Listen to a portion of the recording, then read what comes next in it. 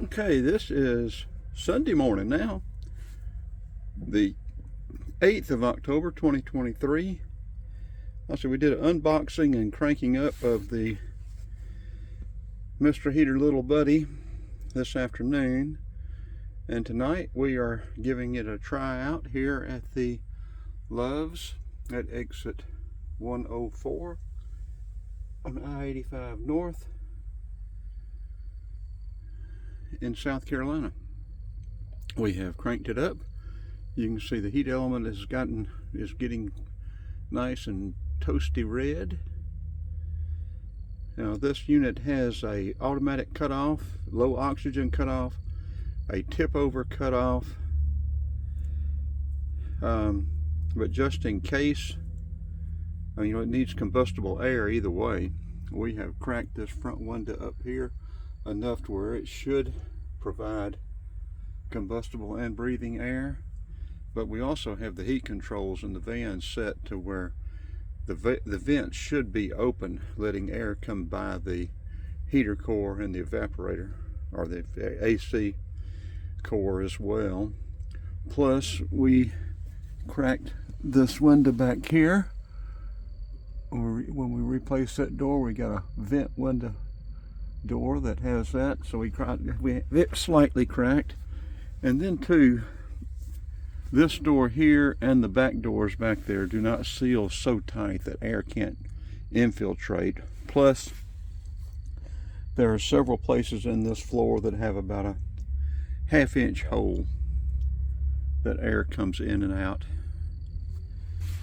So we should have plenty of breathing and combustible air.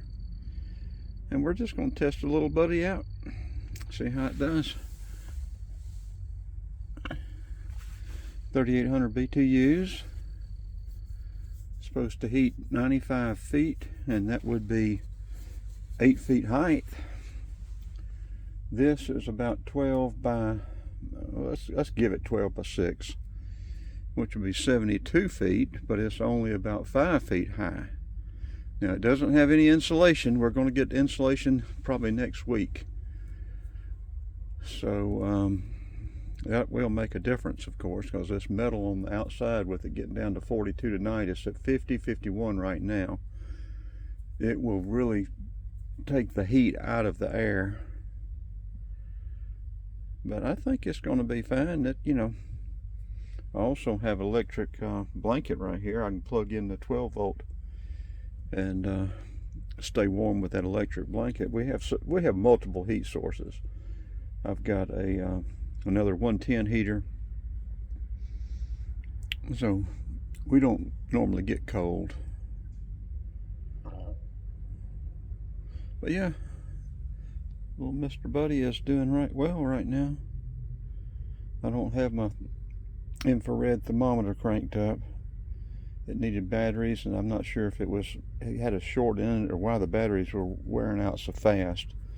But we have got batteries now, but now I've got to find it so we could test out the temperature variation from start to finish. Now, the little buddy is supposed to run for 5.5 hours on a 1-pound propane tank. It's got that stand down there that it sits in. You just mash the start button until you get that pilot light lit. Hold it for 30 seconds, let it off and let it ignite, and then you just sit back and let it get warm.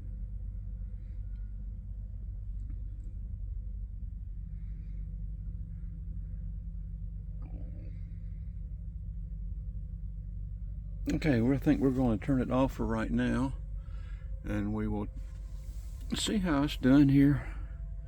Add some more video and pictures over the next little bit, and then upload this video.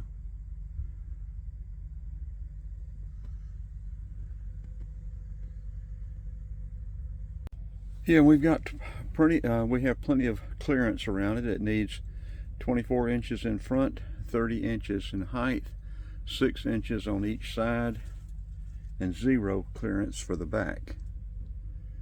So we've got plenty of clearance for it from combustibles, and it's doing right well so far. And we'll check it again here in a little while.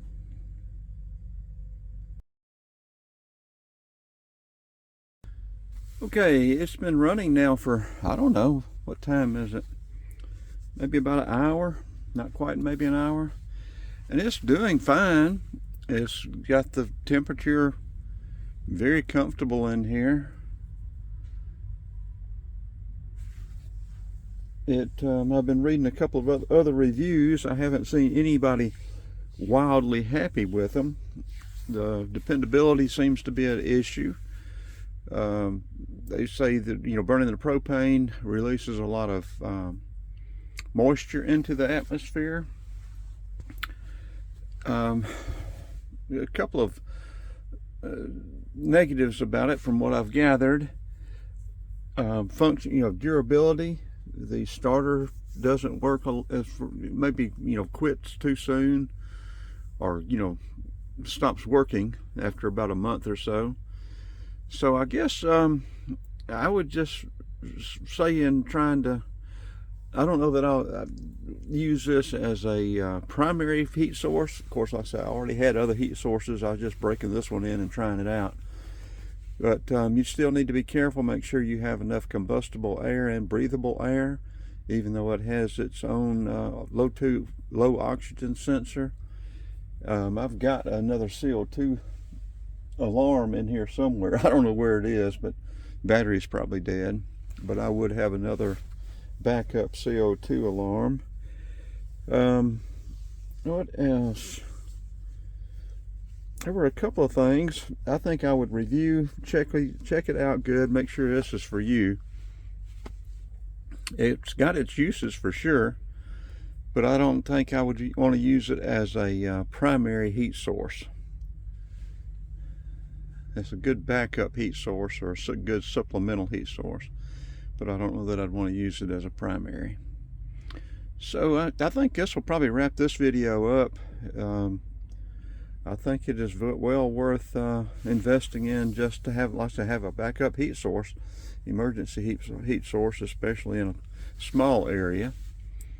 So just make sure it's right for you, for your situation, and your safety, the way you want to use it, and see if you want to buy one or not. But anyway, we'll wrap this one up and try to start getting this video uploaded, and maybe run to the pilot here after a while to go ahead and get us another nap, lay back down.